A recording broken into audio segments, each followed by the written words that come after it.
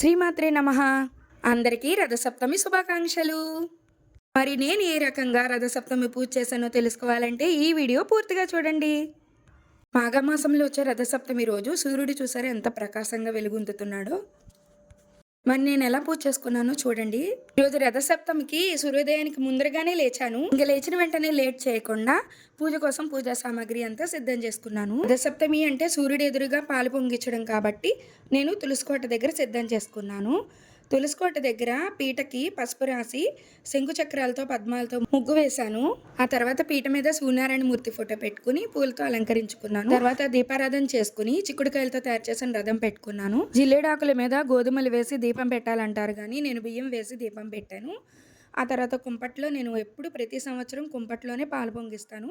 ఇత్తడి గిన్నె పెట్టి బొగ్గులు వేసి కుంపట్లో పైన ఆవు పిడకలేసి ఇత్తడి గిన్నె పెట్టి దానికి పసుపు కుంకుమ రాసి చక్కగా ఆవు పాలు పోసి పొంగించుకుంటాను. ఎవరి వీలు బట్టి వాళ్ళు చేసుకుంటారు. స్టవ్ మీద కంటే ఈ కుంపట్లో ఆవు పిడకల మీద బొగ్గుల మీద ఉడికిన పరమాన్నం చాలా మధురంగా ఉంటుంది. ఆ తర్వాత పాలు ఉడికాక మనం బియ్యం కడగకూడదండి. ఈ ఒక్క రథసప్తమి రోజున మాత్రం బియ్యం కడగకుండా ఆవు నెయ్యి మాత్రమే రాసి ఆవు పాలల్లో వేసి పాలు పొంగించుకోవాలి. పరవన్నం తయారయ్యే లోపు నేను పూజ చేసేసుకున్నాను. ఈ పూజకైనా మనం ఫస్ట్ గణపతిని పూజిస్తాం కాబట్టి గణపతి పూజ అయిపోయాక సూర్యనారాయణ మూర్తిని ఆవాహన చేసి షోడాపచార పూజ చేసుకున్నాక సూర్యనారాయణ మూర్తి అష్టోత్తరం ఉంటుంది, అది పూజ చేసుకుని ఆ తర్వాత ఆదిత్య హృదయం చదువుకున్నాను. నాకైతే అలంకరణ చాలా ఇష్టం. రకరకాల పూలతో అలంకరణ చేసుకుంటాను. ముఖ్యంగా సూర్యనారాయణ మూర్తికి ఎర్రటి పుష్పాలంటే ఇష్టం కాబట్టి నేను గులాబీ పూలు తెచ్చుకున్నాను. తెల్లటి చామంతి పూలు శివుడికి ఇష్టం కాబట్టి తెచ్చుకున్నాను.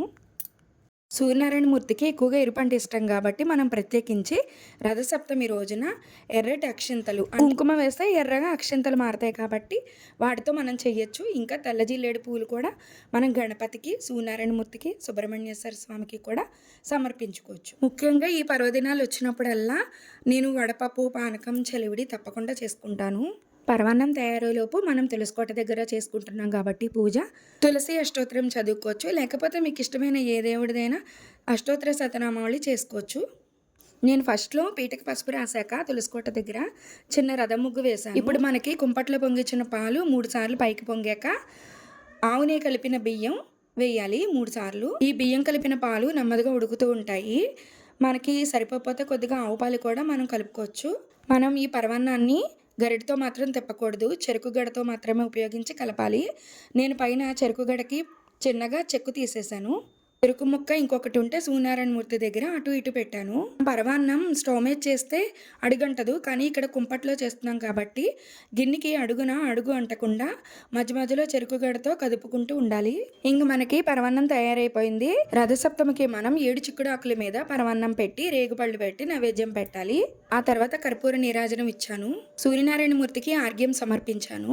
మనం పరమాన్నాన్ని 7 చిక్కుడాకుల్లో ఎందుకు నైవేద్యం పెట్టాలంటే సూర్యనారాయణ మూర్తి దగ్గర 7 గుర్రాలు ఉంటాయి కాబట్టి వాటికి చిహ్నంగా ఈ పరమాన్నాన్ని నైవేద్యంగా పెడతారు. సవెల్లిలో సూర్యనారాయణ మూర్తి అందరూ నమస్కరించుకోండి. ఈ వీడియో చూసాక సబ్స్క్రైబ్ చేయడం మర్చిపోకండి.